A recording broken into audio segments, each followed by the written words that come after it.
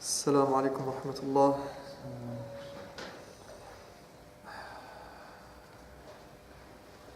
بسم الله والصلاة والسلام على رسول الله وعلى آله وصحبه ومن والاه ثم أما بعد.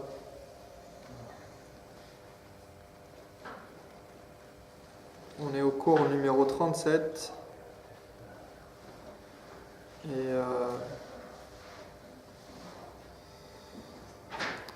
on avait entamé une petite partie qui concernait le fait de porter un anneau, un bracelet, un fil ou toutes les choses dans ce genre-là, dans l'idée de se protéger ou de repousser un mal. Donc, la partie s'intitule Lubsul halaqa wal khayt wa nahwaha. Donc, porter un anneau, un fil ou un bracelet, et on avait parlé du fait que c'était dans l'idée avec la croyance que ça porte bonheur et que ça repousse le malheur. On avait cité certains versets du Coran. On va revenir dessus. يقول الله تعالى ادعوا الذين زعمتم من دونه فلا يملكون كشف الضر عنكم ولا تحويلا.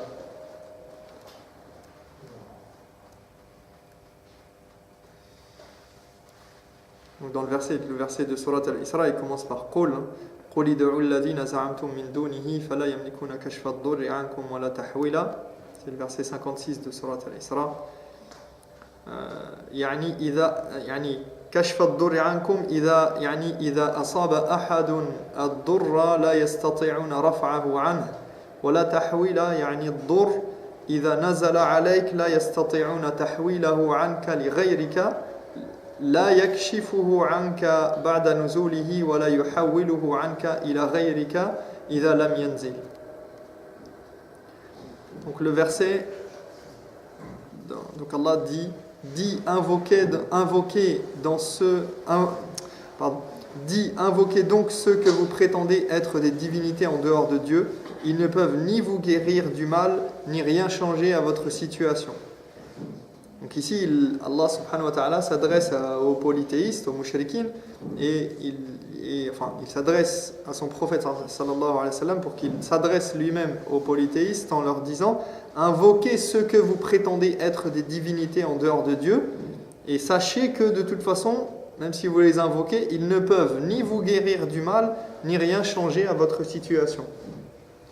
Ils ne peuvent ni enlever le mal qui vous a touché quand vous avez été touché par quelque chose, par une maladie, par une perte de quoi que ce soit, un problème, une difficulté, ni vous faire passer d'un état à un autre, d'accord ?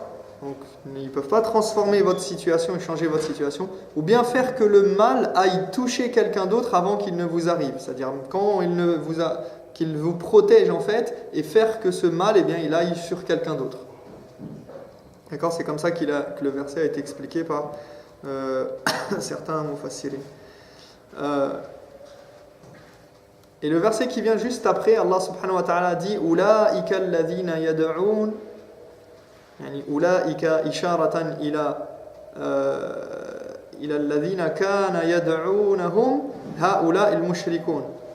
أولئك الذين يدعون وهم الملائكة والمسيح وعزير أولئك الذين يدعون يبتغون إلى ربهم الوسيلة يعني هؤلاء هم عباد الله حقا أولئك الذين يدعون يبتغون إلى ربهم الوسيلة أيهم أقرب ويرجون رحمته ويخافون عذابه إن عذاب ربك كان محذورا.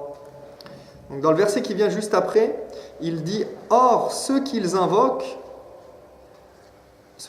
en dehors de Dieu, et c'est-à-dire ici ça désigne quoi ? Ça désigne les anges, les prophètes, etc. et toutes les formes d'idoles qu'ils peuvent avoir. Il dit or ceux qu'ils invoquent cherchent eux-mêmes comment se rapprocher le plus de leur Seigneur espérant sa miséricorde et redoutant son châtiment. En vérité, le châtiment de ton Seigneur est redoutable. إذن حتى الذين تدعونهم مثل هؤلاء من الصالحين مثل المسيح وعزير عليهما السلام أو الذين كانوا يدعون الملائكة يقولون أنهن بنات الله أولئك الذين يدعون يبتغون إلى ربهم الوسيلة غافلون عن شرككم ولم يأمروكم به ويوم القيامة يكفرون بشرككم يوم القيامة يكفرون بما فعلتم معهم.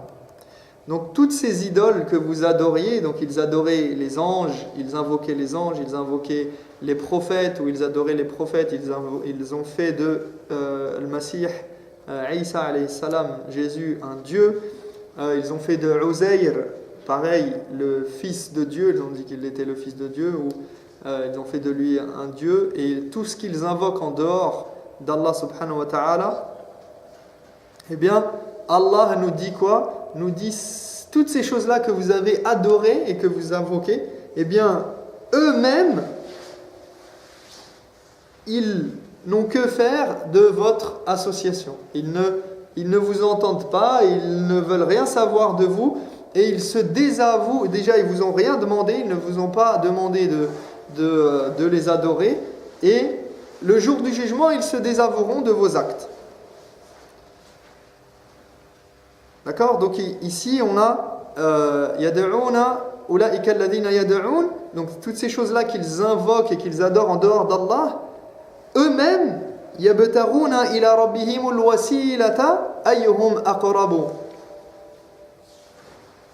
D'accord? Donc eux-mêmes ils cherchent le moyen de se rapprocher d'Allah, et ils cherchent à être des véritables serviteurs d'Allah, et ils sont des véritables serviteurs d'Allah, c'est-à-dire ceux que vous avez invoqués, eux, ils n'ont rien à voir avec vous, et ce sont eux, au contraire, des exemples dans l'adoration. Ils cherchent à faire quoi? À se rapprocher d'Allah, et ils yarjuna rahmatahu wa yakhafuna adhaba, et ils espèrent sa miséricorde, et ils ont peur de son châtiment. Donc vous invoquez des choses qui eux-mêmes n'ont rien à voir avec vous, et eux-mêmes ne font pas ça, et eux cherchent à se rapprocher d'Allah, au contraire.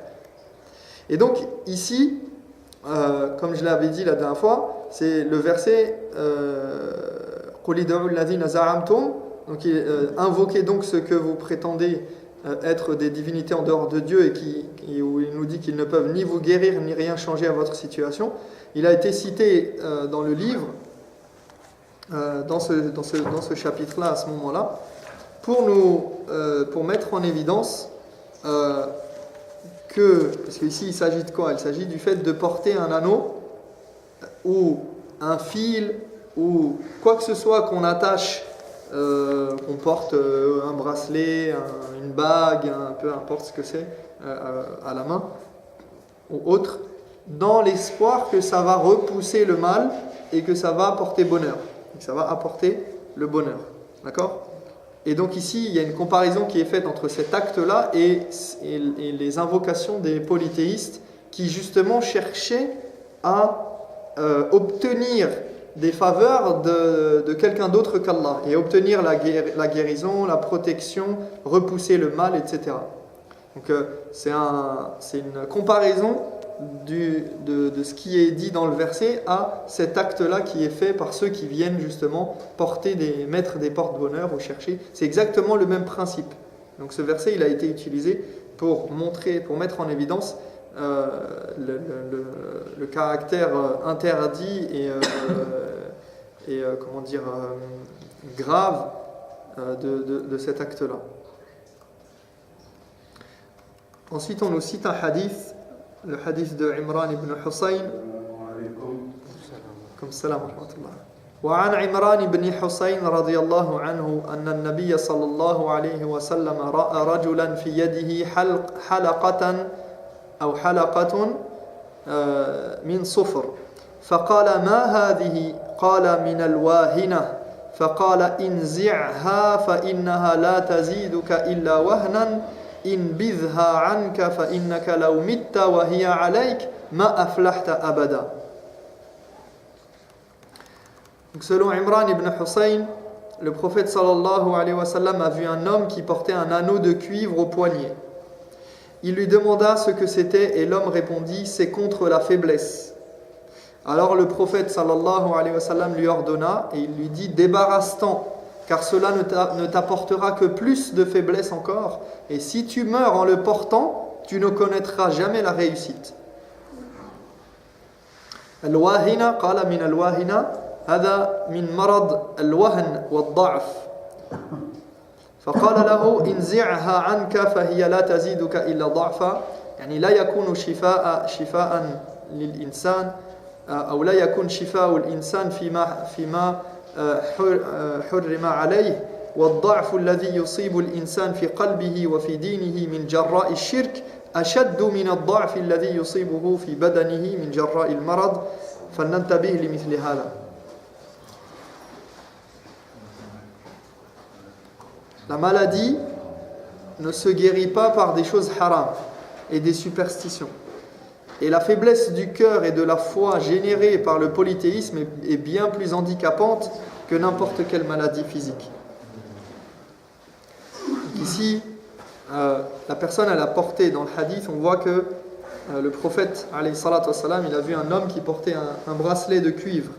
Et il lui a dit, pourquoi tu portes cette... Parce qu'il a senti que c'était quelque chose lié à la croyance. Parce qu'autrement, porter un anneau, un bracelet en cuivre, c'est pas un problème en soi. D'accord ? Le problème, il est quand c'est rattaché à une croyance. فيه اعتقاد. هذه المشكلة. يعني ليست المشكلة في لبس الحلقة بذاتها يعني. ولكن مع الاعتقاد أنها تنفع وتضر. أو يعني تكشف الضر ويعني تنفع وتأتي بالخيرات أو ما إلى ذلك يعني. Et donc il lui a dit, enlève cette chose-là parce qu'il lui a dit, ça provient, je porte ça à cause d'une maladie, d'une faiblesse. D'accord ? Donc pour me protéger contre la faiblesse. Soit parce qu'il est malade déjà, ou soit parce qu'il a peur d'avoir la faiblesse s'il ne porte pas cette chose-là. Comme quelqu'un qui porte un habit fétiche, par exemple, et qui dit, je vais rater mon examen si je n'ai pas porté ma cravate bleue. Ou je ne vais pas réussir à me marier avec telle personne si je n'ai pas mis tel habit ou telle chose. Ou je n'ai pas porté mon truc là, je ne vais pas réussir. Mon équipe favorite, eh bien, elle ne va pas gagner si... on ne va pas gagner le match si je n'ai pas porté... telle chaussure ou tel vêtement. D'accord ? C'est le même principe. C'est une croyance rattachée à un objet et qui est censée apporter le bien ou repousser le mal. Et donc la maladie, eh bien, elle ne se guérit pas d'une part par des choses haram et des superstitions. Et ici, il faut comprendre qu'il lui dit, en portant cela, tu ne fais qu'accroître la faiblesse. Tu ne fais qu'augmenter ta faiblesse. Pourquoi ? Parce que c'est une faiblesse du cœur.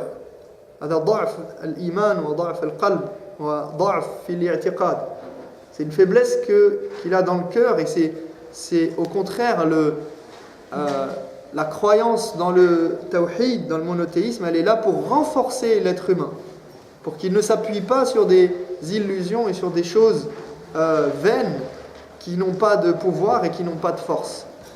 Et parce que quelqu'un qui se repose sur du vent, eh bien il n'est pas stable et il n'est pas ferme il n'est pas renforcé par cet acte-là, au contraire il est affaibli. Et donc ce polythéisme qu'il y a dans le cœur de la personne, eh bien, et cette faiblesse de cœur et qui va générer cette faiblesse dans la foi, eh bien, elle est plus handicapante que n'importe quelle maladie. Parce que la force de la foi, elle donne une force. La foi, c'est elle qui donne la force aux croyants.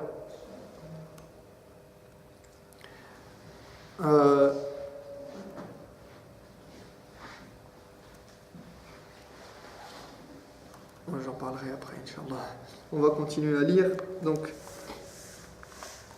on a le hadith de Hudhayfa ibn al-Yaman. وعن حذيفة ابن اليمان رضي الله عنه أنه رأى رجلا في يده خيط من الحمى فقطعه وتلا قوله تعالى وَمَا يُؤْمِنُ أَكْثَرُهُمْ بِاللَّهِ إِلَّا وَهُمْ مُشْرِكُونَ. هذه في أواخر سورة يوسف.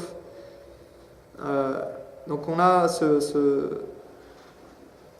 texte, cette histoire où Hudhayfa ibn al-Yaman a vu un homme qui portait un fil au poignet et qui était censé le protéger contre la fièvre.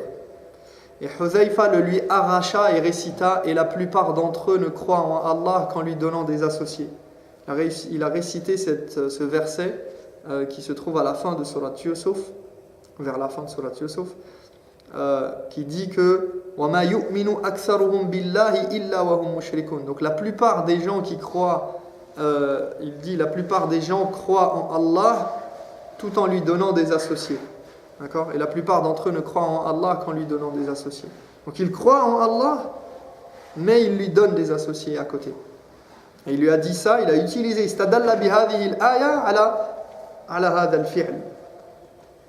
Hudhayfa ibn al-Yaman s'est servi d'un texte, et vous voyez ici, on est dans un cadre, d'ailleurs dans le livre on a à peu près ce principe-là qu'on retrouve, c'est l'istidlal, c'est le fait d'utiliser, de se baser sur un verset d'ordre général, qui a priori n'a rien à voir avec le sujet, sur quelque chose de très précis. Donc ici, c'est dans quel cas ici ? C'est on a quelqu'un qui porte un fil en pensant que ça le protège, d'accord ? Et que cela va le protéger contre la fièvre, contre telle et telle maladie, tel et tel mot, tel et tel problème, telle et telle difficulté, d'accord ? Donc il porte cette chose-là pour se protéger. Et il n'y a pas de verset qui parle de ça directement, mais le verset qu'il a utilisé, Hudhayfa, il a dit la plupart d'entre eux croient en Allah en lui donnant des associés. C'est-à-dire que même si tu crois en Allah, là, en faisant cet acte-là, tu es en train de donner des associés à Allah en pensant que ce fil-là, il va te protéger, alors que c'est Allah qui peut te protéger contre la fièvre.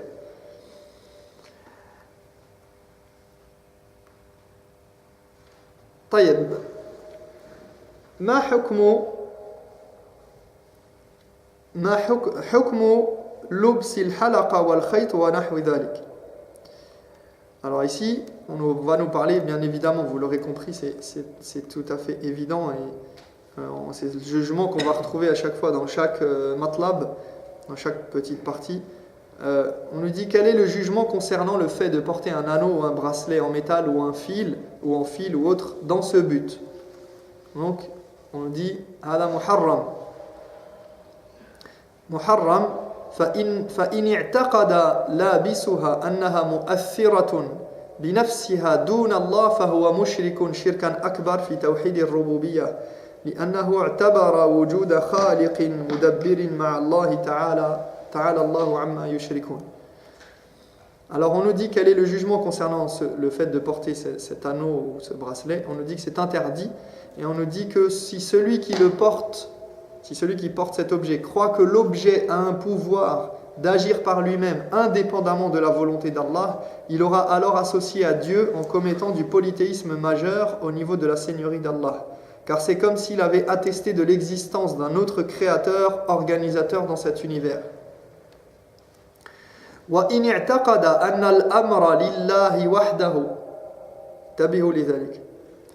يعني هو يفعل هذا ولكن اعتقد أن الأمر لله وحده وأنها مجرد سبب ولكنه ليس مؤثرا، يعني ليس مؤثرا بنفسه، فهو مشرك شركا أصغر لأنه جعل ما ليس سببا سببا والتفت إلى غير ذلك بقلبه وفعله هذا ذريعة للانتقال إلى الشرك الأكبر إذا تعلق قلبه بها ورجى منها جلب النعماء أو دفع البلاء. Donc on nous a donné les deux cas, et là c'est des cas qu'on va retrouver dans tous les chapitres aussi. On va en reparler, mais retenez les différences. Pourquoi on fait cette distinction-là? Pour qu'on ne mette pas tout le monde dans le même panier et qu'on ne juge pas les gens directement d'emblée sur des actes apparents. Une question? Oui. Je voulais savoir concernant le sujet que vous avez abordé là. Par exemple, les personnes qui mettent une bague en argent, est-ce que ça rentre dans le contexte ou c'est à côté? Alors, ça dépend de son intention. Ça dépend pourquoi elle met cette bague en argent. Je termine, après ça va peut-être se clarifier, Inch'Allah. Donc ici, on fait la distinction entre... C'est lié de toute façon, c'est peu importe, je peux répondre en même temps que je lis, dans le sens où on nous dit que cet objet-là, si cet objet, il y a une croyance qui est mise dedans, que cet objet-là, il est capable de repousser le mal. Donc la personne, elle porte cette bague en argent parce qu'elle se dit, c'est ça qui va empêcher, peut-être, je sais pas moi, telle et telle chose d'arriver, ça va permettre de, en portant cette bague-là, eh bien, je suis sûr de ne pas avoir d'accident de voiture, par exemple, ou de ne pas avoir cette maladie-là, ou telle chose. D'accord ? Si la personne, elle pense ça, de deux choses l'une. Soit elle croit que cet objet-là, il agit par lui-même, et Allah n'a rien à voir là-dedans. Donc là, il a fait comme s'il y avait un autre créateur dans l'univers, un autre khaliq, un autre mudabbir, quelqu'un d'autre, une autre divinité qui est représentée par cette bague-là. D'accord ? Même s'il ne pense pas que c'est cette bague-là, parce que on va me dire, oui, mais cette bague-là, pour lui, c'est un objet, sauf que sa croyance, son cœur, pourquoi il attribue un pouvoir à cette chose-là, qui est un pouvoir qui est une caractéristique propre à Allah, que seul Allah possède. Et repousser la maladie, repousser la mort, repousser peu importe quelle qu'elle soit, quelque chose qui est de l'ordre de l'invisible ou même du visible, mais qu'on ne connaît pas, dont on n'a pas conscience du futur, par exemple, eh bien c'est que Allah subhanahu wa ta'ala qui est capable de faire ça. Et donc celui qui croit que cet anneau-là va le protéger, eh bien il a attribué une caractéristique spécifique à Allah à cet objet-là. D'accord ? Donc là c'est du shirk akbar. D'accord ? Qui fait sortir de l'islam. D'accord ? Celui qui croit à ça, on ne juge pas la personne pour l'instant. En particulier, on dit le jugement général. D'accord ? À quoi ça renvoie. Pourquoi ? Parce que c'est quelque chose qui contrevient à la croyance du monothéisme. Si tu dis la ilaha illallah, mais que tu crois qu'il y a un autre Dieu que Allah subhanahu wa ta'ala, qu'est-ce qui reste de l'islam ? Qu'est-ce qui reste de la ilaha illallah ? Vous comprenez en quoi c'est grave ? Parce que au-delà des mots, parce que souvent on s'attache à ce que la personne elle dit, mais ce qu'elle fait et ce en quoi elle croit, c'est tout aussi important. Non ? Il travaille à côté du Trocadéro, je viens ici, au Trocadéro, au téléphone. Lui, une photo d'un cher. Il dit, ah, là où j'ai brasé. Ça c'est peu. Ça peut rentrer dans ça. Mais justement, on va voir ici. Donc ça c'est le premier cas, d'accord ? Si celui qui porte l'objet, il croit que cet objet a un pouvoir, ala mu'athir bi nafsihi, par lui-même, indépendamment de la volonté d'Allah, là il aura associé à Dieu en commettant du polythéisme majeur dans la seigneurie. C'est comme s'il avait attesté qu'il y avait un autre créateur et organisateur dans cet univers. Si par contre il croit que cela n'est qu'un moyen, d'accord, mais que c'est Allah qui a le contrôle et le pouvoir d'agir, il commet alors du polythéisme mineur. Yani shirk, ici on a le shirk, on a le polythéisme akbar, majeur, et mineur. Les deux sont graves. D'accord ? Faut pas dire, c'est pas parce que on a dit mineur que c'est pas grave. Non, c'est grave, mais c'est moins grave, beaucoup moins grave que l'autre. D'accord ? Donc ici, s'il croit que c'est Allah qui va lui repousser le mal parce qu'il a porté cette bague-là, il a commis un acte de polythéisme mineur, pourquoi ? Et retenez ça, je vais le réexpliquer, mais vous pouvez déjà le retenir, parce qu'il aura fait d'une chose dans l'univers, un objet quelconque, un moyen qui n'en est pas et qui n'existe pas. Et parce que son cœur se sera tourné vers un autre qu'Allah. Et, deuxième aspect de cet acte-là, cela peut le mener au polythéisme majeur si jamais son cœur s'y attache et qu'il espère que cela lui procure du bonheur ou repousse les malheurs. Qu'est-ce que ça veut dire? Ça veut dire que la personne qui a porté cette bague-là et qui pense que c'est Allah qui va repousser le mal, pas l'objet en lui-même, mais que Allah va le repousser à travers cette chose-là. S'il n'a pas fait cet acte-là, Allah ne repoussera pas le malheur. D'accord? C'est-à-dire c'est que en faisant ça qu'il va obtenir cette chose d'Allah. Là, il a fait quoi? Il a fait un acte de shirk asghar parce que لأنه جعل سببا يعني جعل ما ليس سببا سببا. Il a fait de quelque chose qui n'existe pas, qui n'a pas ce pouvoir-là, et il lui a donné un pouvoir, même si c'est par la volonté d'Allah. Il lui a attribué quelque chose qui n'est pas dedans. On va parler ici je vais en parler plus précisément tout de suite, je vais développer après, parce que c'est important. Non, pour vous dire, celui qui met un bracelet en cuivre contre le rhumatisme. Ah, c'est bien, c'est une bonne question, je l'attendais. Voilà. Je l'attendais parce que ça fait partie du sujet. Voilà. Et là, on va en parler. On a demandé d'après la bague, alors, mais il n'a rien à voir dans... Voilà. Non, c'est une très bonne question. J'allais en parler d'ailleurs.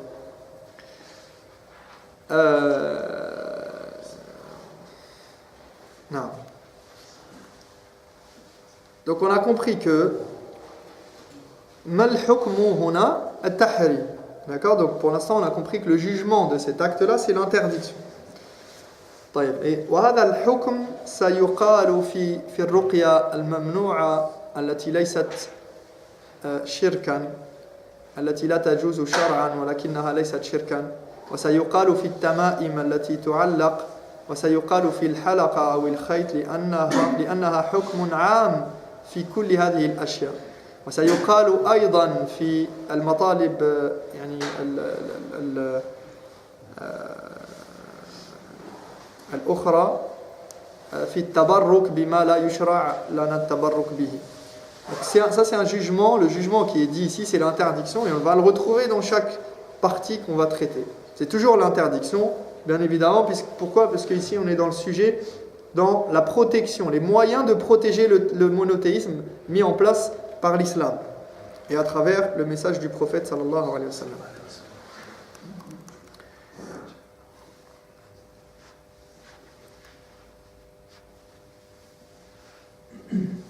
Taïeb. Donc là je reviens à qu'est-ce qu'on entend par ce qu'ils ont dit un moyen qui n'en est pas un.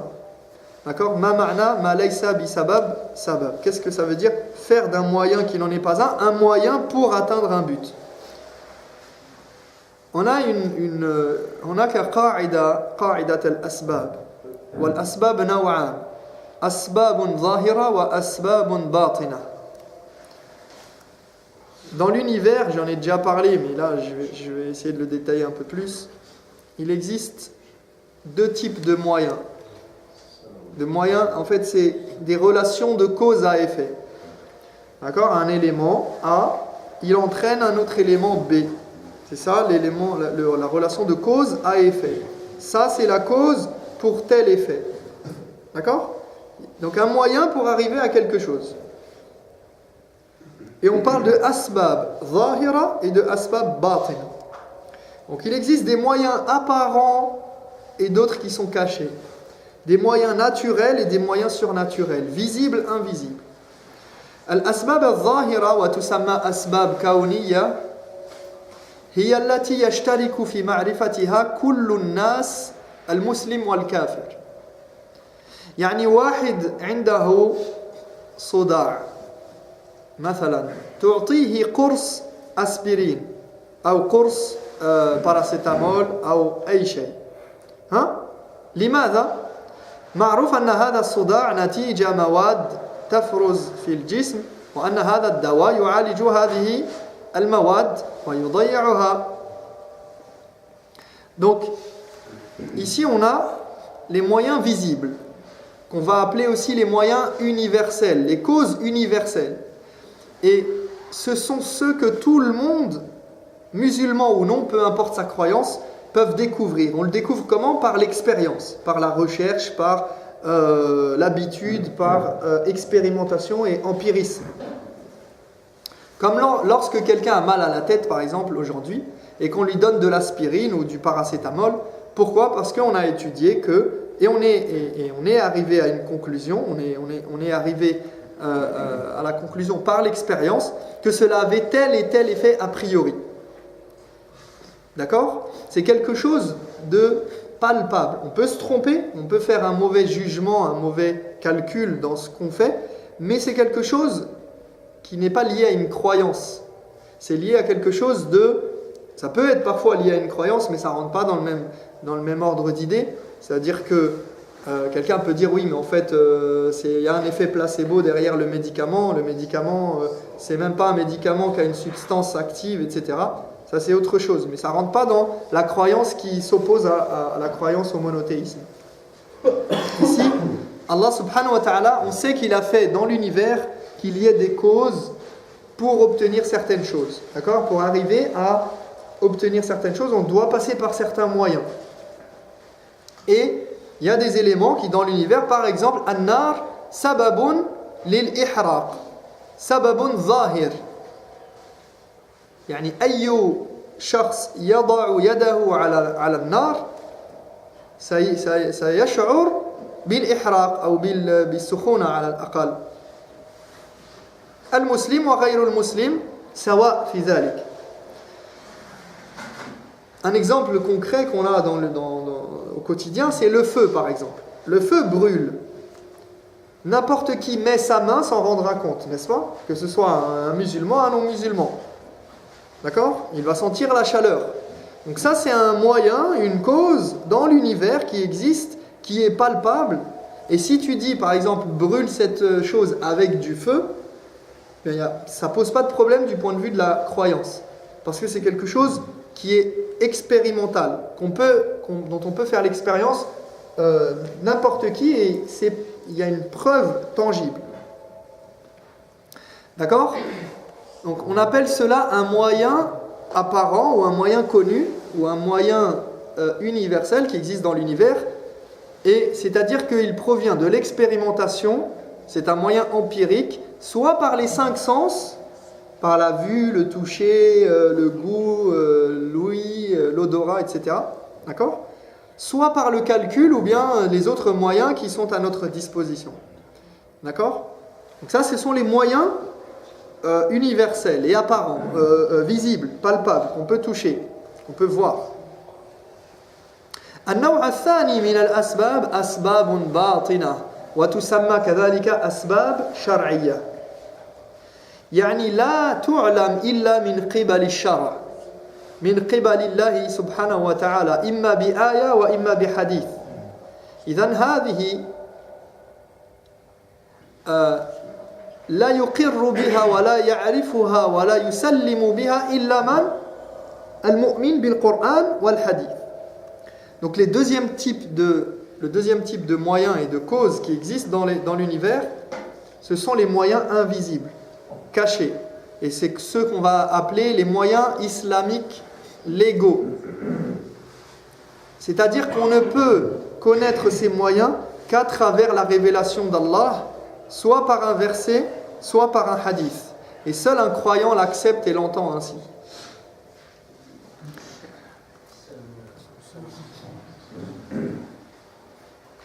Un exemple concret de ces choses-là. Par exemple, imaginons que quelqu'un porte un collier avec un œil, d'accord, dont on a déjà parlé, un œil bleu, pour repousser le mauvais œil. D'accord? Alors, est-ce que l'ayn, c'est quelque chose qui existe? Le mauvais œil. Si, Al-aynu haqq. Le prophète sallallahu alayhi wa sallam a dit que le mauvais œil, c'est une vérité, c'est quelque chose qui existe et qui a un effet dans cet univers par la volonté d'Allah. Maintenant, moi, je veux me protéger du mauvais œil. Hein? Et la personne, elle veut se protéger du mauvais œil. La personne, elle met un œil bleu lidaf' al-ayn.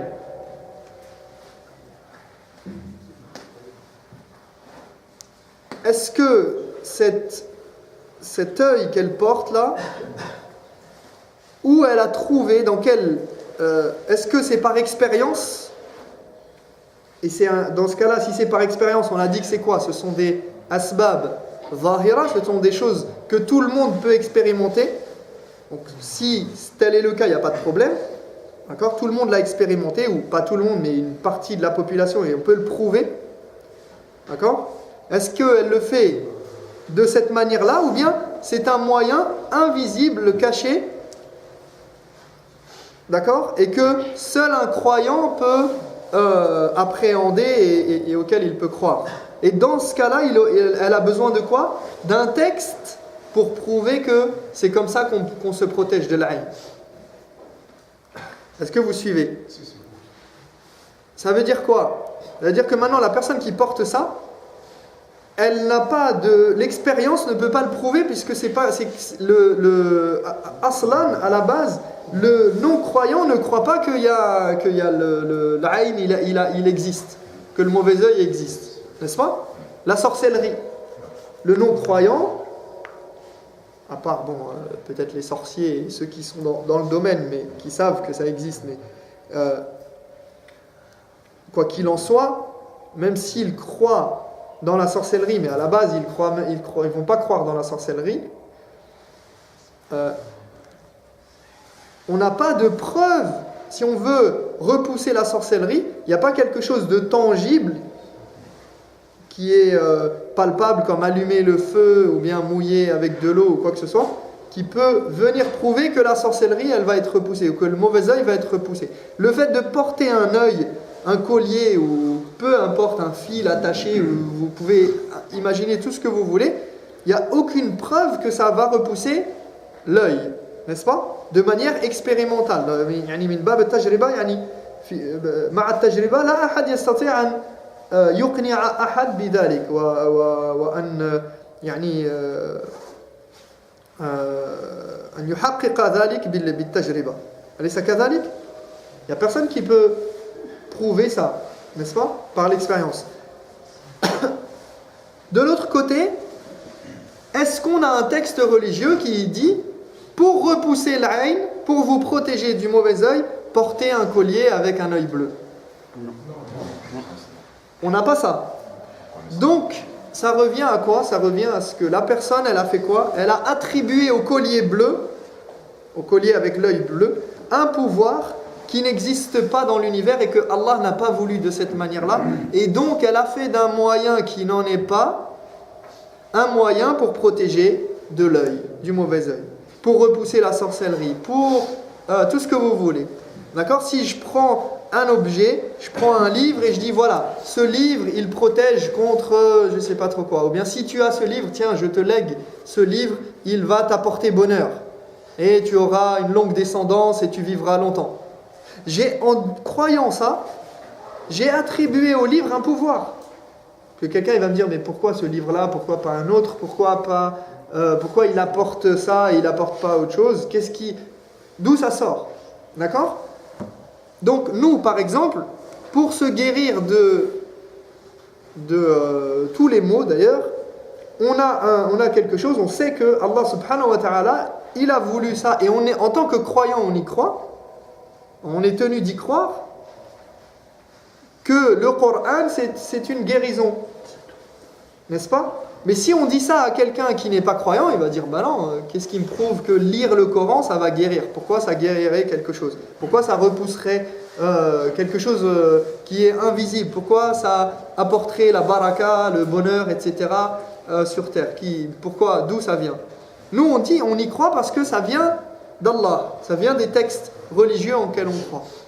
Mais on ne peut pas le prouver par l'expérience. On peut peut-être le prouver par... on va dire les expériences de chacun. Chacun peut dire ah il m'est arrivé ça quand j'ai lu le Coran, il s'est passé ça, mais on peut pas le démontrer scientifiquement. On ne peut pas le prouver à quelqu'un de manière palpable et tangible. D'accord? Donc pour revenir au bracelet en cuivre, alors il y a des choses, on appelle ça comment? Ça porte un nom, c'est une science qui s'est développée les dernières années. J'ai oublié, ça ne me vient pas, ça, je vous le dirai la prochaine fois. Sauf si quelqu'un l'a, mais c'est avec les champs, le magnétisme et le champ électromagnétique en fait, et il y a un autre nom. Mais c'est ça en tout cas, c'est lié au magnétisme. Et on vous vend sur internet, ça existe, des objets qui sont censés réduire certaines faiblesses qu'on pourrait ressentir, les rhumatismes, guérir de certains maux, enlever protéger du champ magnétique, parce qu'on sait qu'il y a un champ magnétique sur Terre, et on travaille beaucoup avec les ondes aujourd'hui, avec le Wi-Fi, avec Internet, avec les téléphones, etc. Donc il y a des ondes, on sait qu'il y a des ondes qui nous entourent, n'est-ce pas? D'ailleurs, en parlant d'ondes, eh bien, quand on parle de choses invisibles, et souvent les gens peuvent être sceptiques sur les choses invisibles comme les anges, les djinns et tout, mais pourtant on sait très bien que Internet marche, la caméra marche, le téléphone marche avec des ondes, d'accord, la radio, n'est-ce pas? Et ça choque personne, et on ne les voit pas, mais on sait qu'il y a des ondes autour de nous, là, tout autour de nous. D'ailleurs, ça crée beaucoup de problèmes de santé aujourd'hui. On verra peut-être dans 50 ans, on nous dira que il y a des gens qui ont eu des cancers et des maladies et des maux de tête et des fatigues à cause des Wi-Fi, de tout ce qu'on est en train de développer. Mais, donc ceci dit, c'est que cet objet-là, d'accord, quelqu'un qui porte cet objet-là, donc ce bracelet-là, ça rentre exactement dans ce qu'on est en train d'étudier. Le prophète sallallahu alayhi wa sallam, il a vu quelqu'un porter un anneau et il lui a dit pourquoi tu le portes, et il a dit je le porte par peur de la faiblesse, pour me protéger contre certaines faiblesses. Et le prophète sallallahu alayhi wa sallam, il lui a dit enlève-le, jette-le, parce que ça ne te fera que rajouter de la faiblesse, et en fait ce ne sont que des superstitions. Maintenant ici, la question par rapport à ces objets-là qui marchent avec le principe de magnétisme, c'est de savoir est-ce que c'est avéré scientifiquement ou pas. C'est là la question. Si c'est avéré scientifiquement et qu'on a la possibilité de mettre en évidence d'une manière ou d'une autre que c'est quelque chose de concret, parce que par exemple le champ magnétique il agit sur le corps humain et il crée des maux de tête, il génère une fatigue, etc. Et que c'est avéré que cet élément-là en cuivre, ou peu importe quelle est sa matière, si c'est avéré que ça peut être efficace, d'accord, et ça reste à prouver, là, dans ce cas-là, ça ne rentre pas du tout dans ce cas-là. Ça rentre dans l'expérimentation, dans les causes et les moyens expérimentaux et universels, dont on a parlé tout à l'heure. D'accord ? C'est quelque chose de palpable. Il y a un mal qui provient de quelque chose qu'on connaît, et on a un moyen palpable de le repousser. Là, ça rentrerait dans ce cas-là, dans ce cadre-là. Si ce n'est pas le cas, on n'a pas de texte qui nous dit porter un bracelet en cuivre, ça permet de protéger contre tel et tel mot invisible ou peu importe, palpable ou non. D'accord ? Donc par rapport à ça, tout dépend de la valeur scientifique de cet objet-là. C'est à voir. D'accord ? Si ce n'est pas lié à une croyance, ça ne pose pas de problème. Là, on est dans l'idée de la croyance. Alors, scientifiquement, ça peut être des croyances, parce que la science, ce n'est pas absolu, et c'est des recherches, il y a du business derrière, il y a des choses qui sont parfois mis en avant parce que ça génère de l'argent, et ça devient une croyance. Mais, quoi qu'il en soit, même si ça devient une fausse croyance, c'est une erreur, ce n'est pas forcément une croyance comme celles qu'on retrouve dans les textes et qui contredisent le monothéisme, qui contredisent la croyance en la ilaha illallah et en l'attribution, c'est pas une attribution de pouvoir à un objet de la même manière que celle qui est faite faussement par la science, parfois par des erreurs d'expérience ou des erreurs dans le calcul scientifique. D'accord ? Vous comprenez la différence entre les deux ? C'est important. C'est pas la même chose. Là, on est sur le terrain de la croyance et de ne pas attribuer des pouvoirs à des objets et notamment des pouvoirs qui appartiennent à Allah seul et qui sont des caractéristiques spécifiques qui font d'Allah ce qu'il est, c'est-à-dire le créateur, le pourvoyeur, le maître de l'univers et celui qui a la toute-puissance dans cet univers.